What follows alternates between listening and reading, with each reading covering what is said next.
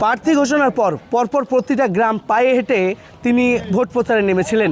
তারপরেও যে দু একটা গ্রামের কোণা এবং অংশ ছুটে আছে সেই এলাকাতেও ভোট প্রচারে নেমেছেন। তার সঙ্গে একবার কথা বলে নেব। এই যে ভোট প্রচার কর্মসূচি কন্টিনিউ চলছে, কি বলবেন এই বিষয়ে?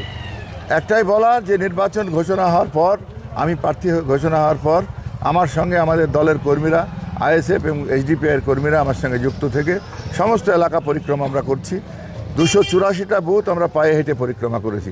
এরপরও কিছু জায়গা আছে যে জায়গাগুলোই আমাদের মানে কি বলবো বাদ পড়েছে।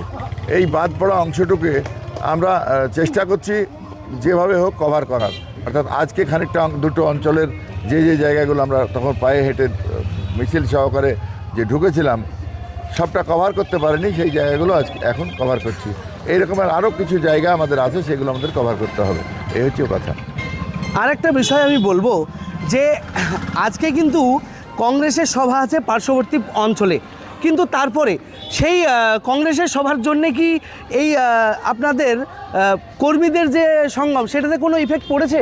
না, কংগ্রেসের সভা আছে, আমাদের কর্মীদের উদ্দীপনার কোনো অভাব নাই, বরং দ্বিগুণ উৎসাহ নিয়ে এই এলাকায় আমাদের কর্মী সমাবেশ হয়েছে এবং আজকে আমাদের সঙ্গে তারা রয়েছে এবং সবটাই তারা উৎসাহের সঙ্গে এই পথ পরিক্রমার যে কাজ, জনসংযোগের যে কাজ, সেই কাজগুলো সম্পন্ন করছে। আপনারা দেখলেন, প্রার্থীর সঙ্গে সরাসরি কথা বললাম। কংগ্রেসের সভা কোনো ইফেক্ট ফেলেনি তার এই ভোট প্রচারে। জলঙ্গি থেকে দেলোয়ার হোসেন, জলঙ্গি নিউজ।